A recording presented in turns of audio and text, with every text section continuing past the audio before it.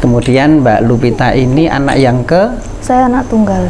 Alhamdulillah anak tunggal. Dan motivasi untuk masuk Islam, apa mungkin tentang Islam atau tentang apa yang menarik? Karena dulu saya Muslim pada awal mulanya. Oh, baik. Mungkin ada lagi hal-hal yang menarik bagi Mbak Lupita tadi?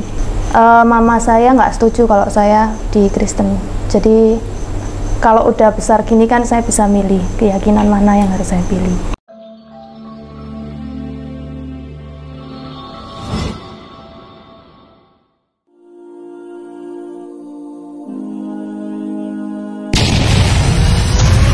Lelang dakwah.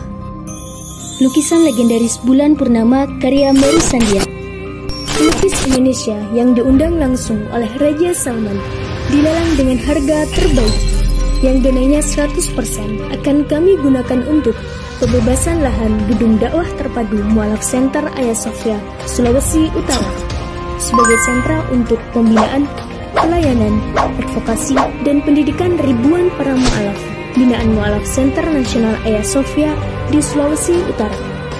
Dana yang dibutuhkan untuk pembebasan tanah seluas 550 meter dan bangunan seharga 550 juta rupiah. Lukisan legendaris bulan purnama ini dilelang dengan harga 8.500.000 rupiah saja. Untuk muslimin yang lebih dahulu menghubungi kami. Dan berdirilah benteng yang sederhana awal untuk mengabarkan kebenaran rahmatan lil alamin.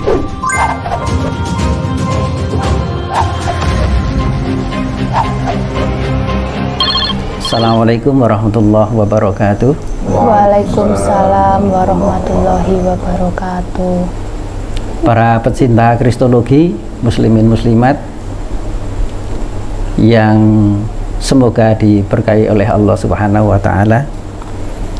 Alhamdulillah pada malam hari ini tanggal 12 Januari tahun 2023 ada calon saudara kita dalam iman dan akan segera menjadi seorang muslimah yang alhamdulillah Allah telah memberikan dan melembutkan hatinya menjadi seorang mu'alaf dan akhirnya akan menjadi seorang muslimah. Saudara kita ini namanya Lupita Audena ya, Lugianto. Lupita Audena Lugianto saat ini tinggal di Surabaya dan telah menetapkan hati untuk menjadi seorang muslimah. Sebagai awal mungkin kita perlu sedikit untuk tahu tentang Mbak Lupita. Sedikit mungkin Mbak Lupita bisa menceritakan untuk kedua orang tuanya saat ini beragama apa? Orang tua saya dulunya Kristen, tapi sekarang Muslim. Jadi saya mengikuti jejak mereka. Keduanya sudah menjadi seorang muslimah. Alhamdulillah. Kemudian Mbak Lupita ini anak yang ke? Saya anak tunggal. Alhamdulillah anak tunggal dan akan segera menyusul menjadi seiman dan doanya kepada kedua orang tua akan sampai ya. Kalau beda agama tidak sampai ya, dan nanti setelah orang tuanya meninggal anaknya mendoakan itu sampai doanya. Kemudian motivasi untuk masuk Islam selain ingin mengikuti jejak orang tua, barangkali ada apa mungkin tentang Islam atau tentang apa yang menarik? Karena dulu saya Muslim pada awal mulanya. Oh, dulu Muslim? Iya.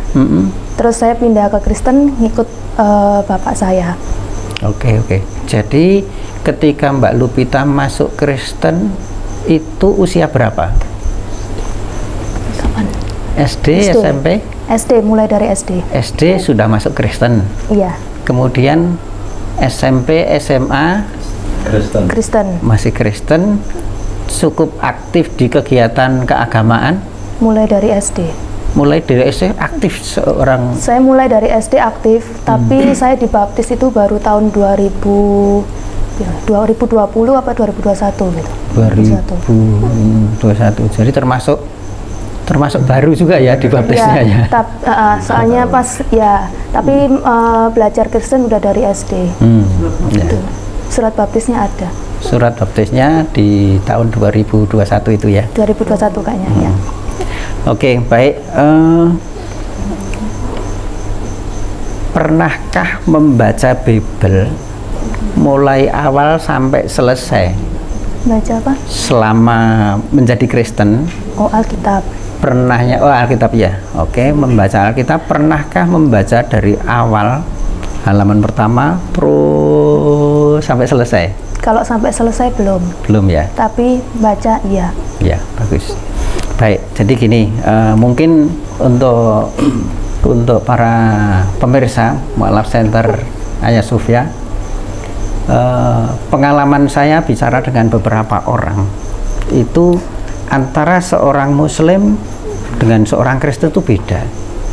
Kalau di Muslim ini biasanya bulan Ramadan itu pernah menghatamkan, tetapi di agama Kristen itu saya belum pernah mendengar bahwa ada orang yang menghatamkan mulai depan sampai belakang. Makanya saya akan memastikan juga kepada Mbak Lupita ternyata juga membaca Alkitab, tetapi memang belum pernah mulai awal masih separuh sampai selesai.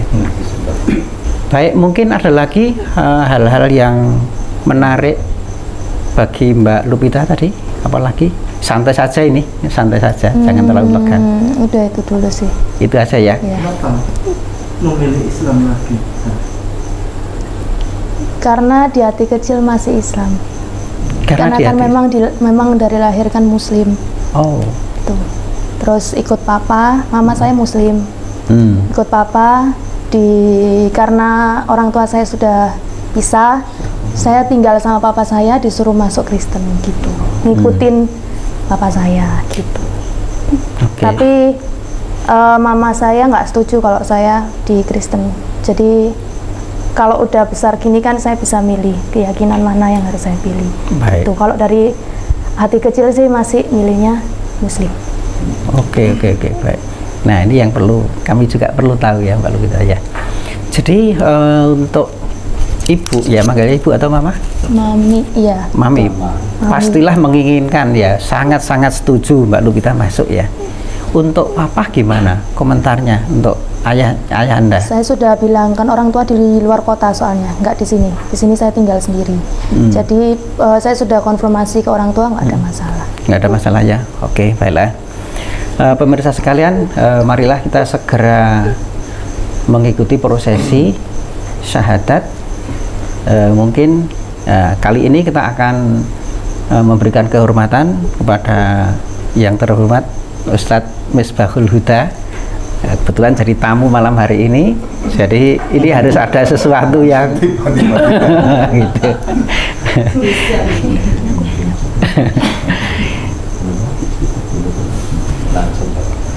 Jadi nanti biasanya begini Mbak Lupita, halo. Iya ya. Pak. Biasanya nanti kita potong-potong dulu ya, supaya asyhadu alla ilaha illallah gitu ya. Jadi biar pengucapannya tidak salah dan hatinya mantap.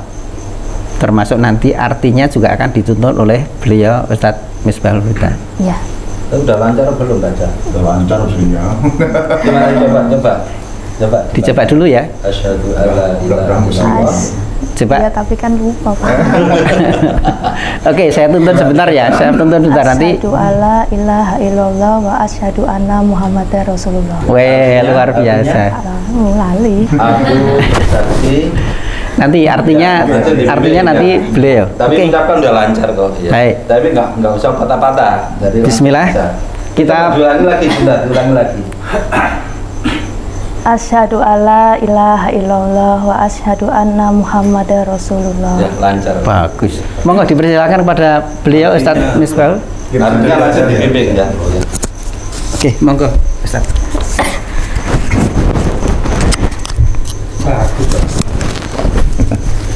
Baik, bismillahirrahmanirrahim. Assalamualaikum warahmatullahi wabarakatuh. Waalaikumsalam. Alhamdulillah, wassalatu wassalamu ala rasulillah wa ala alihi wa sahbihi wa mawalah. Allahumma salli ala Sayyidina Muhammad wa ala ali Sayyidina Muhammad. Yang kami hormati pemirsa Mu'alaf Center Ayah Sofia, Pak Aziz, Pak Masud, Mas Ibung, dan wabil khusus Mbak Lupita Audena Lugianto yang berbahagia. Alhamdulillah, segala puji bagi Allah, kita bisa menyaksikan bersama-sama mensyahadatkan saudara-saudari kita pada malam hari ini. Langsung saja, tapi sebelumnya Mbak Lupita ditoto atine, ya, toto atine, bukan hanya lisan yang mengucap, tetapi hatinya dalam kesungguhan mantep bahwa tidak ada Tuhan selain Allah. Yang kedua, kita bersaksi atau saya bersaksi bahwa Muhammad adalah utusan Allah. Jadi hatinya ditoto mantep, lisannya bersaksi, dan yang kemudian nanti diikuti dengan amal perbuatan, lagi begitu ya, untuk mengikuti menopo paling minimal rukun Islam, kira-kira begitu ya, yang nanti akan disampaikan oleh Ustadz Masyud ya. Kita mulai ya. Tadi sudah dipelajari ya. Saya bacakan, nggak usah potong-potong, potong dua saja ya. Nanti baru ditirukan, ditirukan sambil nanti langsung terjemahannya, begitu ya. Bismillahirrahmanirrahim. Bismillahirrahmanirrahim. Ditirukan agak keras ya. Bismillahirrahmanirrahim. Asyhadu an la ilaha illallah. Asyhadu an la ilaha illallah. Wa asyhadu anna Muhammadar Rasulullah. Wa asyhadu anna Muhammadar Rasulullah. Aku bersaksi. Aku bersaksi bahwa tiada Tuhan selain Allah. Bahwa tiada Tuhan selain Allah. Dan aku bersaksi. Dan aku bersaksi bahwa Nabi Muhammad utusan Allah. Nabi Muhammad utusan Allah. Alhamdulillahirabbil alamin. Duduk lagi. Allahumma sholli ala Muhammad wa ala ali Muhammad kama shallaita ala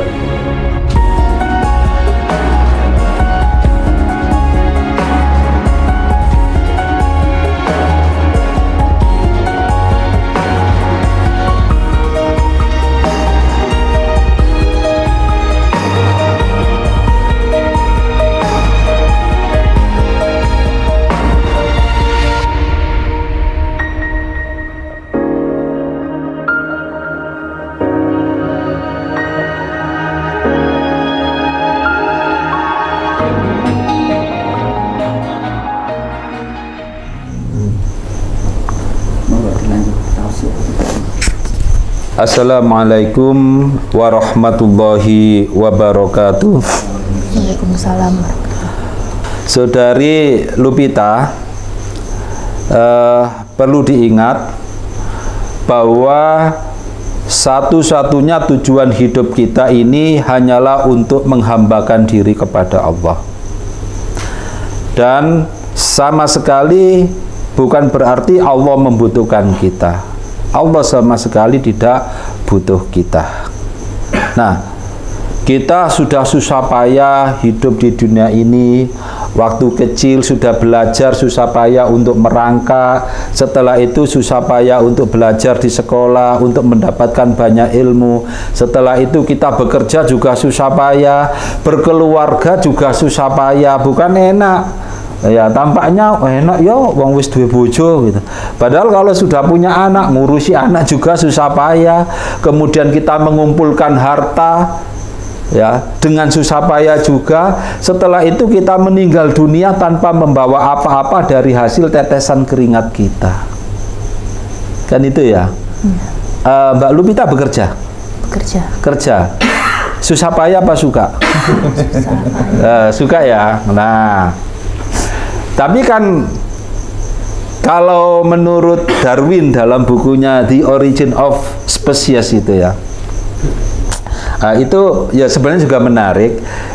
Dan itu kalau dulu ya Pak Misbah, saya Pak Aziz ini ya dulu diajari waktu sekolah atau kuliah itu life for struggle. Nah, hidup adalah untuk berjuang, kan itu. Lah muncul pertanyaan, apa yang harus kita perjuangkan, kan gitu ya. Yang kita perjuangkan itu adalah kelangsungan hidup kita, mempertahankan hidup kita. Ya, kita berjuang demi kelestarian anak cucu kita, generasi kita yang akan datang. Muncul pertanyaan lagi, apa? Terus untuk apa kita bertahan hidup? Untuk apa kita mempertahankan kelestarian generasi kita yang akan datang? Padahal mau atau tidak, cepat atau lambat, semua yang hidup ini pasti mati. Kan gitu. Ya, pasti mati kan kita. Toh banyak yang hidup menderita. Ya, sudah menderita ya nggak mau mati kok, malah bertahan, kan begitu. Iya betul ya. Sudah menderita ya nggak mau mati kita. Nah, kecuali yang memang kepingin bunuh diri, naudzubillah min dzalik. Tapi yang jelas rata-rata manusia tidak mau mati meskipun menderita. Lah terus untuk apa kita hidup ini?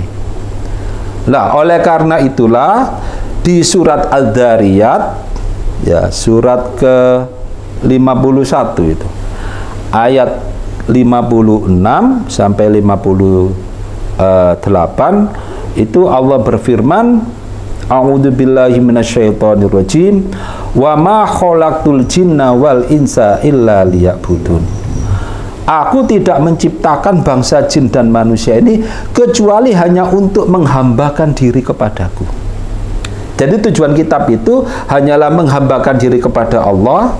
Kita bekerja itu dalam rangka menghambakan diri pada Allah. Ya. Jangan sampai kita bekerja ini menjadi hamba uang.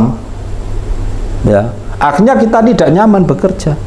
Jadi kita bekerja itu dalam rangka menghambakan diri kepada Allah. Kita membantu orang, ya, kita berbakti kepada orang tua dalam rangka menghambakan diri kepada Allah. Ya, kita sholat dalam rangka menghambakan diri kepada Allah. Lah apakah Allah itu butuh dihambai? Enggak. Apakah butuh Allah itu membutuhkan persembahan kita? Juga tidak. Untuk apa Allah membutuhkan persembahan? Allah bisa menciptakan apa saja, bisa menciptakan ratna mutu manikam yang begitu indah, mempesona, menyilaukan mata. Nggak butuh semua itu. Allah apa? Bisa mencipta. Kan itu. Nggak butuh. Nah, ma uridu minkum mirrizki wa ma uridu ayyud'imun. Allah nggak butuh rezeki dari manusia. Allah nggak butuh persembahan. Allah nggak butuh disujudi. Nggak butuh Allah. Kita tekun beribadah kepada Allah, tekun bertasbih, bertahlil, bertahmid pada Allah, ya, memuji-muji Allah. Allah nggak butuh. Ya, nggak butuh. Kita tekun beribadah kepada Allah tidak akan menambah sedikit pun kemahaagungan, kemahamuliaan, kemahasucian, kemahakuasaan Allah. Nggak akan menambah sedikit pun. Kita durhaka, ingkar, kufur, ya, tidak mau menghambakan diri kepada Allah, tidak akan mengurangi sedikit pun kemahaagungan, kemahamuliaan, kemahakuasaan, dan kemahasucian Allah. Ya, Allah nggak butuh kita.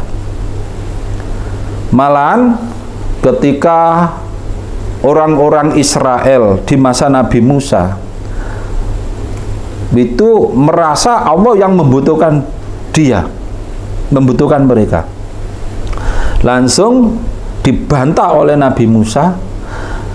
Apa yang dikatakan oleh Nabi Musa itu dikisahkan oleh Allah kepada kita.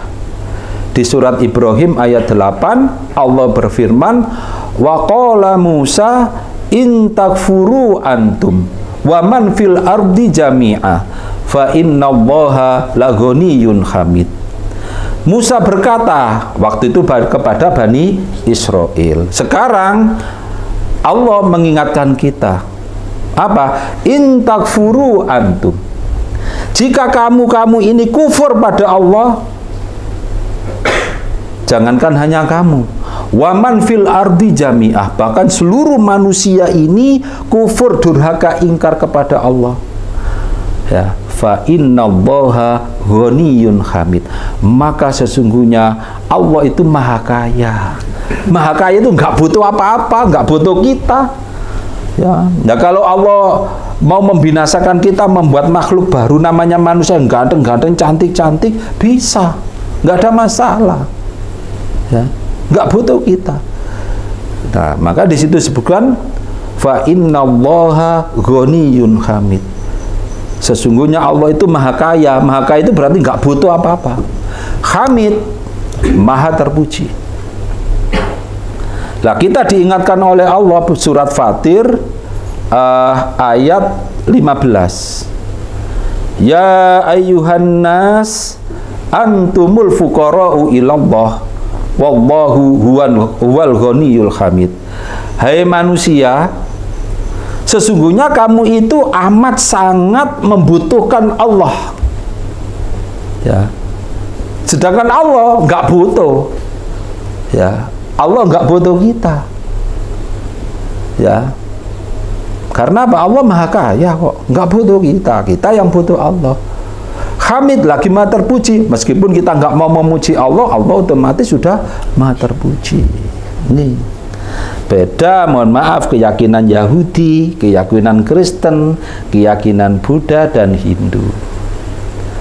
Mohon maaf, Bapak mantan pendeta Pak Dance, di kitab Kejadian pasal 6 ayat 5 dan 6, Mbak Lupita masih ingat cerita setelah Tuhan melihat manusia berkembang menjadi banyak dan hati mereka cenderung pada kejahatan, maka menyesallah Tuhan telah menjadikan manusia di bumi.